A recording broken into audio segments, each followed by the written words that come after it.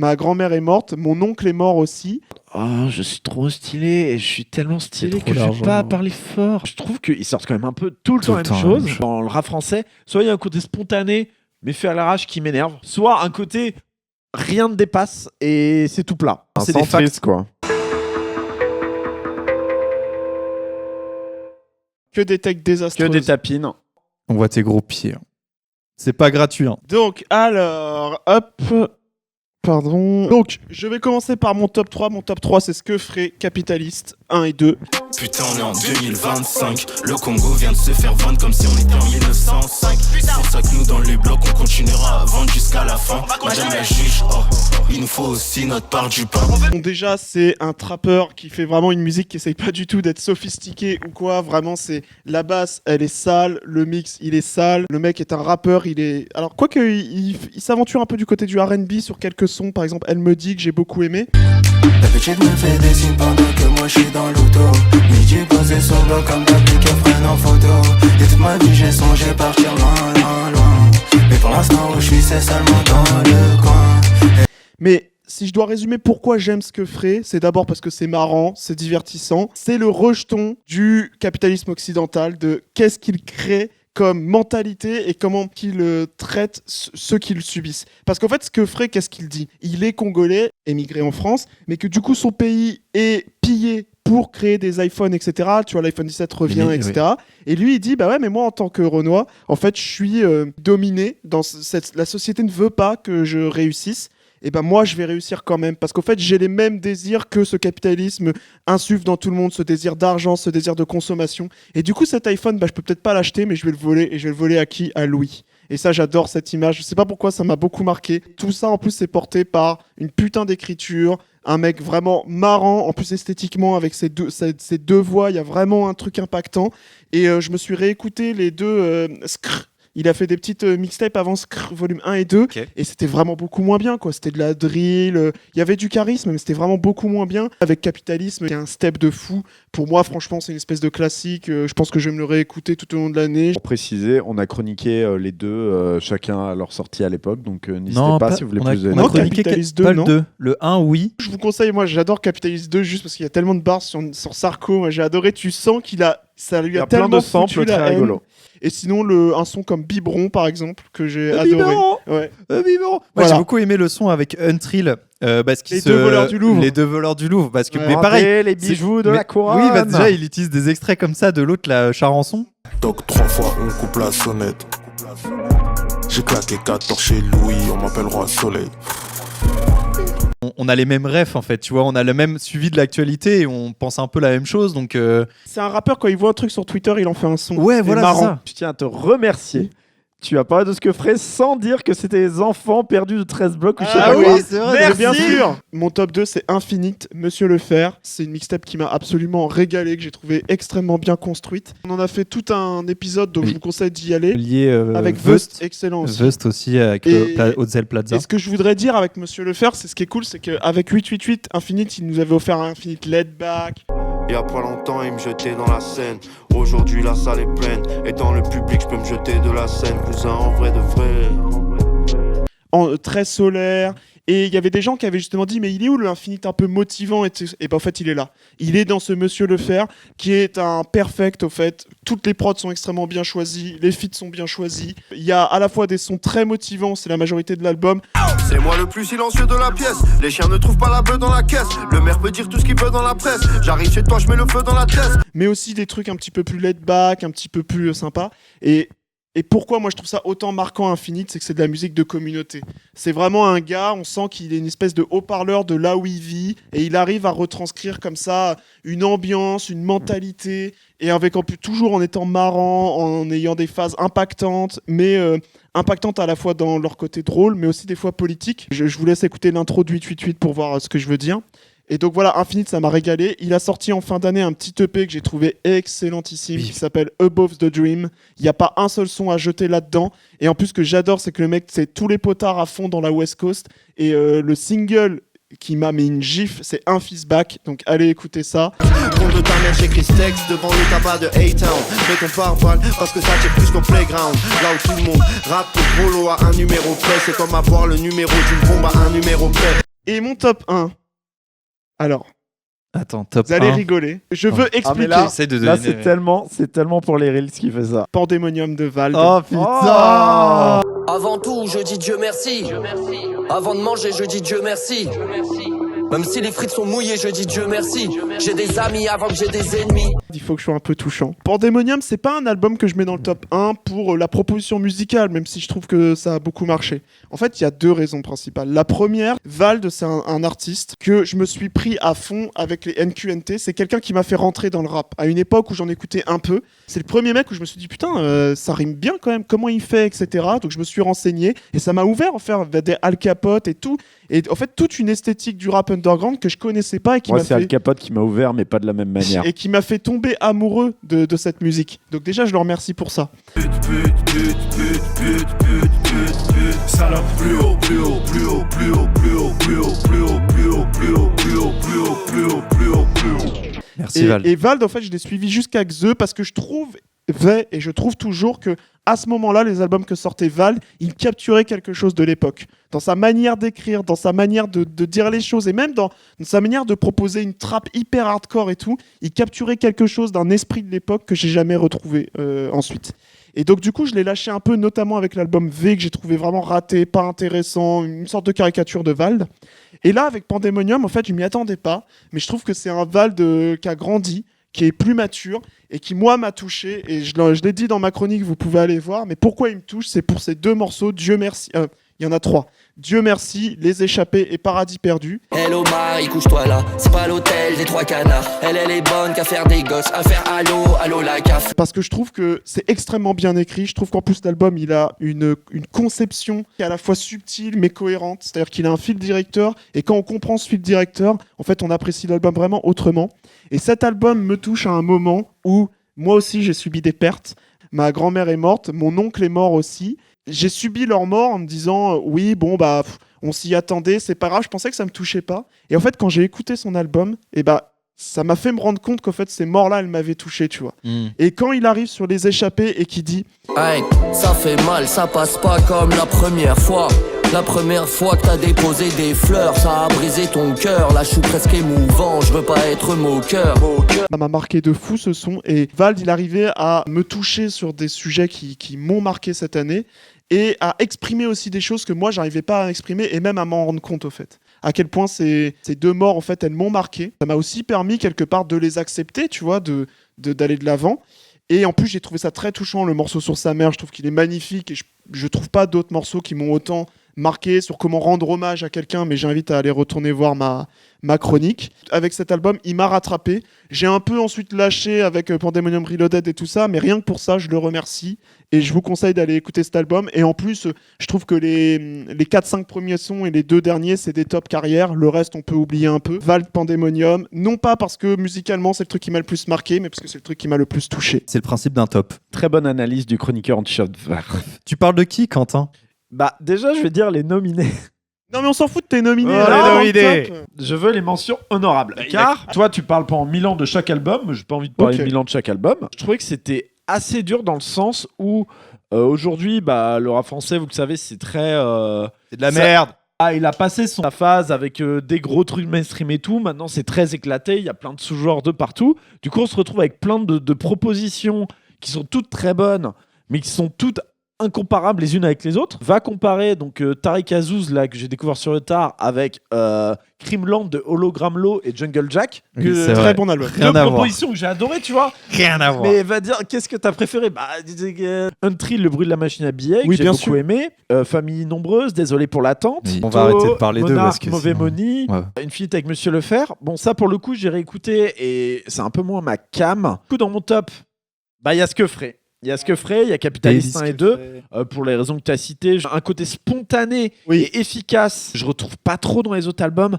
En fait, je ressens souvent dans le rap français, soit il y a un côté spontané, mais fait à l'arrache qui m'énerve, soit un côté rien ne dépasse et c'est tout plat. Mhm. Et là, je trouve que c'est à la fois fait avec soin, spontané, bien mixé, énergique, et avec des thèmes qui me parlent aussi, quoi. Évidemment, les thèmes politiques, mais aussi juste les thèmes un peu street, un petit peu fun, tu vois, qu'on retrouve dans ce style-là, tu vois. Comment veux-tu que je fasse du lèche dans ma discographie? J'avais déjà le 3e doigt levé sur l'échographie. C'est de la musique de hustler, quoi. Oui, ça te donne envie de te lever le matin et d'aller faire cet argent. Mais c'est pas hustler en mode entry, en mode « Oh, je suis trop stylé et je suis tellement stylé que je vais pas parler fort. » Je teste la ligne avant Voltaire. J'essaie d'oublier le passé, j'y pensais avant-hier. Non, oui, mais... non, tu vois. Non, il gueule dessus parce qu'il a envie de te braquer, voilà. Bâtard. Quelque chose que j'ai découvert sur le tard et je m'y attendais pas du tout, c'est Suicide Boys avec This Will Be Done. Alors j'adore, on est allé les voir en concert ensemble et voilà, c'est un peu le sentiment que j'ai eu et je pensais pas encore être touché par un projet Suicide Boys, enfin autant, parce que je trouve qu'ils sortent quand même un peu tout le temps la même chose. Voilà. On va pas se mentir. Et là, je vais pas dire Side Boy s'est réinventé avec The Side Will Be Done. Non, ils apportent à côté cinématographique un petit peu épique à leur son.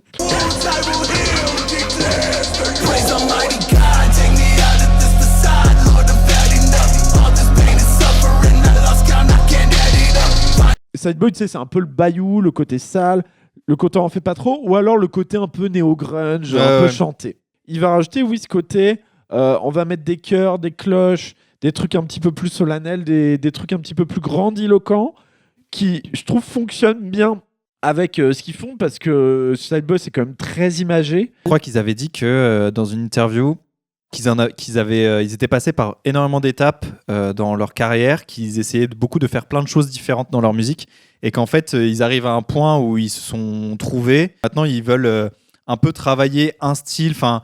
vraiment l'image Suicide Boy et arrêter de faire plein de choses. Parce que c'est vrai qu'ils font vraiment beaucoup de choses différentes. Ça reste un projet varié par contre. Oui, ça reste un projet varié, mais ils veulent essayer d'apporter de la cohérence en fait dans ce qu'ils font. Et cet album est à ce truc-là en fait. Parce que voilà, peut y avoir des choses assez symphoniques, mais il y a aussi des choses beaucoup plus minimalistes avec des bruits des bzzz, des machins comme ça. En fait, sur les projets précédents, il y a beaucoup de morceaux interchangeables, on va pas se mentir. Alors que là, je trouvais que chaque morceau avait son élément marquant et qui le distinguait. Est-ce qu'il y a du West Coast dedans comme dans l'autre épisode? Bah pas tellement, non.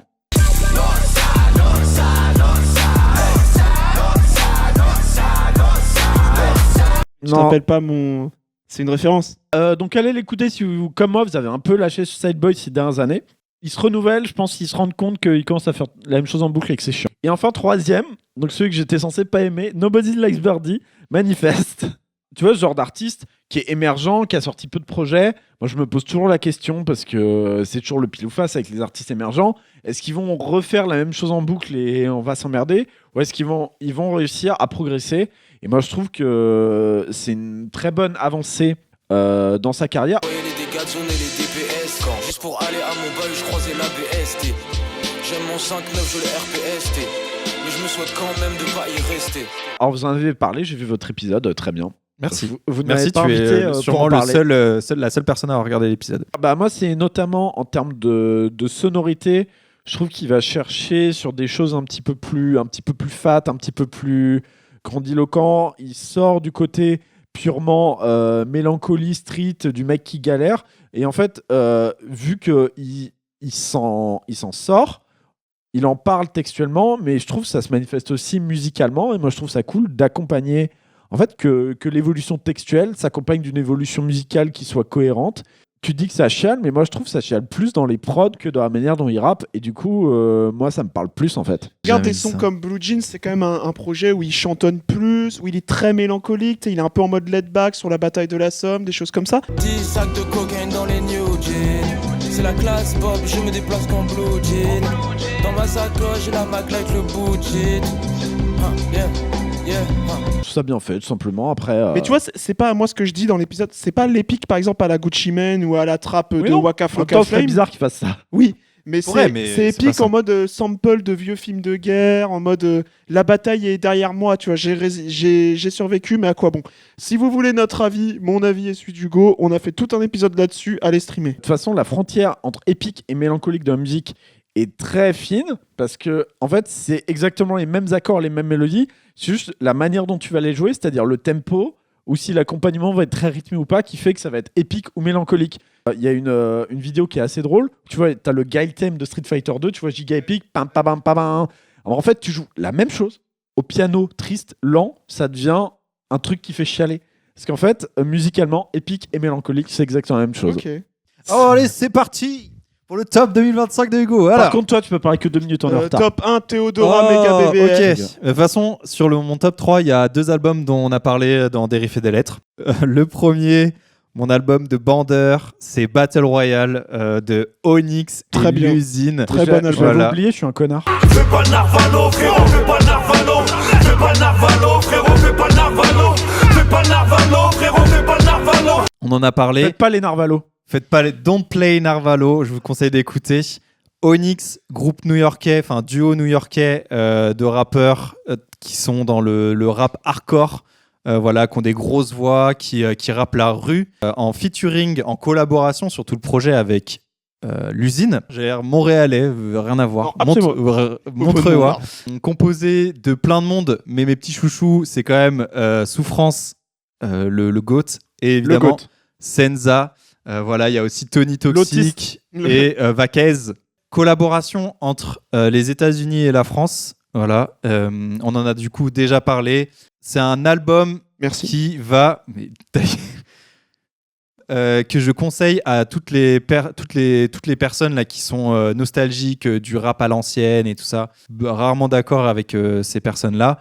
Et pourtant, je trouve que c'est un album qui est super important parce que il a ce côté, comment on appelle ça déjà, gardien du temple. On en avait parlé, gardien du temple, ça veut dire que vraiment, ils défendent une culture hip-hop des années, on va dire, 90, très new-yorkais. C'est un album de Senza qui s'appelle comme ça, d'ailleurs. Mais c'est aussi un album important parce que c'est un album qui reste ultra moderne, qui sonne pas vieux du tout, mais vraiment pas du tout.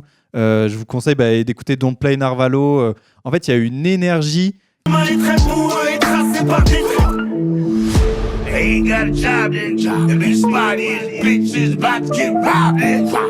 qui est une énergie collective qui ressort de cet album qui en fait dépasse les années. Est-ce que c'est du rap moderne, ancien, je sais pas quoi. Évidemment, ça reste boom bap. Plus énergique que bien des sorties trap de cette année. Hein. Ouais. Vraiment un album à écouter quand vous allez à la salle. Vous avez l'impression d'avoir vos potes derrière vous qui vous gueulent dessus parce que vous soulevez pas assez de poids. C'est clairement ce genre d'album. Deuxième album, Futuristic Sama de Metro Boomin. Oh, voilà. Mais oui. C'est un album que qui m'a beaucoup aidé à ouvrir sur un certain rap, sur une trap qui est très festive. Okay, this bitch so bad she can reproduce my child. This bitch so bad she can move in my house. If I get your ass, I'll probably lose my mind. Une trappe d'Atlanta que je ne connaissais pas du tout, que j'identifiais pas du tout à l'époque. Cette trappe de barbecue, cette trappe qui sent l'été, qui sent la piscine. Oui, c'est clair. Yeah. Voilà. Pas Onyx, sombre. la boom bap qui sent la pisse, et là c'est la trappe qui sent la piscine.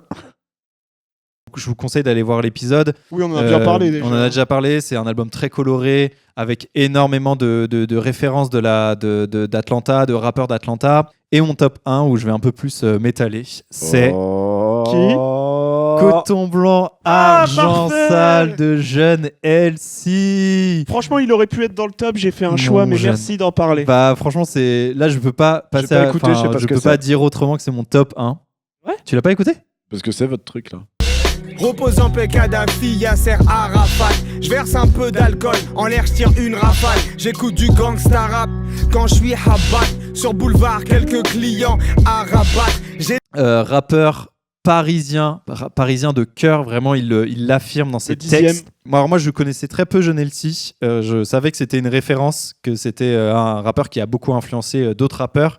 C'est un rappeur qui a une vieille carrière, qui a disparu, c'est ça, hein, je crois. Il a disparu un peu. Je peux te faire l'histoire si tu veux. Vas-y. En gros, enlevé. Jeune LC, c'est un gars qui fait partie du collectif Bon Gamin avec Ichon, Midsizer et Lovni. Et il y avait Cédric Doumbé. Oui, aussi. c'est ça. Et en gros, c'est un gars qui a rappé mais qui a jamais vraiment sorti de projet. Il apparaissait en feat avec ses potes Ichon, Lovni, etc. Midsizer. Et en fait, c'est beaucoup des fans qui ont pris ces sons et qui en ont fait un peu des mixtapes et qui c'était dispo comme ça. Et en gros, pourquoi ? C'est parce que John L.C. c'est d'abord un gars, bon, c'était vraiment un dealos, et après c'est un gars qui a eu un club, au fait, qui a tenu un club, et ensuite un bar qui s'appelait Le Jeune à Paris, donc il était assez connu comme ça pour faire ça, mais surtout c'était un gars de la night à Paris, et d'ailleurs il le raconte au J aussi maintenant, c'est que son mode de vie l'empêchait un peu de faire de la musique, quoi. En gros, il a sorti un petit EP qui s'appelait Fin de jeu, je crois, en 2023, et c'était un petit EP 4 titres qui était très sympa. Et en gros, lui, c'était en mode, bon, le rap, ça a pas marché, oui, ça fait 20 ans, donc je leur ça, et puis après, stop. Et en gros, il a été contacté par le label Jeune à Jamais. Donc, par exemple, il me semble qu'ils ont Butter Bullet, tu vois, des gens comme ça. Ouais, comment il s'appelle, Zukumezi aussi. Ouais, c'est un beau label Jeune à Jamais, et ils l'ont contacté en disant, non, mais nous, on est chaud pour produire ton album et tout. Et ça l'a motivé. Mais ça l'a grave motivé. Merci à eux, parce que là, John L.C. est vraiment en mode focus musique. Il a repris le goût pour ça, et il est vraiment en mode hustler du rap là, en ce moment. Coton blanc, argent sale. Coton blanc, argent sale, donc coton blanc, pardon, parce que il parle de ces t-shirts Pro Club, voilà, qui sont 100% coton, vraiment de bonne facture. Ils ont des problèmes dans la vie. Non, mais l'histoire, en gros, c'est que les t-shirts Pro Club, c'était vraiment l'uniforme, il me semble, dans les trap house ou en tout cas à Atlanta. Ça, En gros, les gars, vraiment, ils étaient en mode, il te faut ton white tee, genre Gucci Mane, white tee Pro Club. Ça se vendait dans la rue, je crois, vraiment à $2, des trucs comme ça, et c'est des trucs, des t-shirts XXL, voilà. Argent sale, parce que Argent sale, il parle aussi énormément de son passé de dealer, de sa vie. C'est un album que lui, il appelle rap réalité. Enfin, son style de musique, c'est le rap réalité. Et c'est une très belle façon de décrire sa musique. Quelqu'un qui va du coup parler par anecdote personnelle, donc sur sa vie de dealer, sur son passé, mais aussi, comme on l'a dit, sur son amour de Paris. Il va citer des rues, il va citer des quartiers, des fréquentations, des amis. Il t'emporte vraiment dans sa vie quotidienne, en tout cas sa vie du passé. Et aussi quelqu'un qui porte une énorme sincérité dans son rap, ça se sent, ça s'entend. C'est quelqu'un qui... c'est pas du rap politique, mais c'est quelqu'un qui peut lâcher des petits avis un peu sur la politique, donc ces avis politiques sont un peu catastrophiques. Oui, c'est un peu catastrophique. REP Kadhafi, non, mais après, comme le roi du Maroc, je veux un bout de mon même désert. En France, il dit je veux pas payer mes impôts, nique la TVA, Macron, aide-nous et tout. Incroyable ce morceau. Oui, il est incroyable le morceau. Macron veut pas nous laisser graille, fuck les impôts et la TVA. J'arrive de spi comme un TDA. S'ouvrir par exemple sur les paroles féministes, sur les femmes qui se font battre, qui se font violer et tout. Il dit en fait genre nique ces mecs-là, nique les agresseurs et tout. C'est mélangé dans une écriture simple où il va juste lancer des facts. Quoi. C'est quelqu'un qui va juste lancer des facts comme ça, des super simples à écouter. Et c'est de cette simplicité-là vient sa force et vient de pourquoi on est touché par sa musique. C'est vraiment ce côté sincère, ce côté rap réalité. C'est quelqu'un aussi qui s'entoure de bonne musique, de bons producteurs. Par son rap, on pourrait croire qu'il fait de la boom bap, un truc un peu attendu. Et pourtant, c'est quelqu'un qui va chercher dans la new jazz. Toute ma vie, j'ai voulu une fille comme elle. J'ai jamais trouvé aussi belle. Sa peau bronzée et ses cheveux bouclés. En elle, je ressens la chaleur de l'été. Si les auditeurs sont intéressés, allez écouter Lunchbox New Jazz, qui est l'album un peu de référence de création du truc. En France, il y a Jamie aussi qui faisait des sons comme ça, Brand New Jazz. Vous verrez tout de suite, ça ressemble à quoi. On parle en benzine, ok, puis je me colle. Elle veut pas tourner la boîte, puis slow down. Je ramène les pussy, on go out of town. Ouais, et ce qui est plaisant du coup dans ses choix de production, c'est qu'elle lui laisse énormément de place. Et en fait, c'est des projets qui sont très aérés. Mais il y a de la place pour ce qu'il raconte, il y a de la place pour comprendre ce qu'il dit, pour être touché par ce qu'il raconte. Et vraiment, moi, c'est un album que je l'ai acheté en fait direct. Et je l'ai écouté dans ma voiture constamment, je le mettais. Je l'écoutais sur Deezer en continuité. Enfin, vraiment, je l'ai écouté, je pense, toutes les semaines, je l'avais avec moi. Et j'ai l'impression un peu vraiment de mieux le connaître. Pour finir, nouveau hustle. J'ai pas le temps de parler avec toi, j'ai des choses à faire. Si j'ai du pain, je fais croquer ma soeur, ma mère et mon père. 20-25, ça se resserre, obligé d'être déter. Nouveau hustle, nouveau jeune, je reviens chargé sur le terre. Il sort son nouveau projet, donc nouveau hustle, partie 1 et partie 2 là, qui vient de sortir aujourd'hui. Là. Et c'est génial. Et en fait, je vous le dis maintenant, ça sera dans mon top 2026, c'est sûr. Oui. Beaucoup plus justement Dirty Sauce, Hustle, vraiment street, là où justement Coton Blanc Argent Sale a des côtés un peu plus chantés, un petit peu plus chill des fois. En fait, je trouve que sa musique, elle me touche beaucoup par deux aspects. Et le premier, c'est sa force d'évocation. Je trouve que quand on l'écoute, on est avec lui. Qu'il nous raconte quand il est avec une femme, qu'il nous raconte quand il est en train de traîner dans la rue, quand il nous évoque des frérots partis trop tôt, des choses comme ça. Moi, il a vraiment une force d'évocation. Je vis ce qu'il me raconte et c'est très fort. Et la deuxième chose, je le trouve très touchant quand il parle des femmes, justement. Quand il dit qu'il regarde sa go en train de dormir, qu'il partage. Enfin, il peut objectifier les femmes. Tu sais, genre, on parle pas d'un féministe, hein, pas du tout. Hein. Enfin, c'est un lover, enfin, je sais pas comment dire. C'est Ben Never, votre rappeur préféré, là. Allez, je vous en supplie, allez écouter. C'est le morceau Océan où il parle de sa go actuelle. Moi, je le trouve très beau. Il est si simple, mais tout respire l'authenticité. Et toujours des bêtes de prod. Là, par exemple, sur l'album, il s'entoure de Midsizer. Il s'entoure de petits nouveaux aussi qui proposent des prods New Jazz qui sont trop bien. Et là, dans Nouveau Hustle, c'est pareil. Il a trouvé des mecs, mais qui ont 2 abonnés. Ils lui ont sorti des prods sur Memphis, sur Jeune Sang et Argent. Là, incroyable. Et deuxième chose pour finir là-dessus, c'est aussi un album où il raconte justement c'était quoi sa vie d'avant, de dealer avec plein de difficultés, et comment maintenant, c'est ce qu'il dit, je t'ai vendu la dope, maintenant je te vends le remède. Comment grâce au sport, grâce à la musique, il change aussi. La religion aussi. Oui. Écoutez Kadhafi, moi c'est mon morceau préféré. Oui.